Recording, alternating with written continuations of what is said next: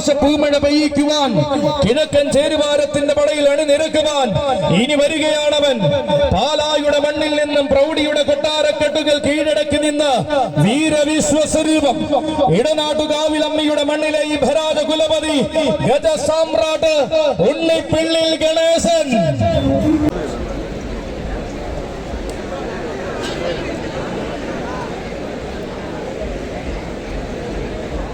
തന്റെ പ്രിയ സാരഥി medical college അപ്പുവിന്റെ കൈകൾ പിടിച്ചുകൊണ്ട് ആഘോഷം കൂടുവാൻ തിരുനക്കരയുടെ മണ്ണിലേക്ക് വരികയാണ് ഗണേശൻ.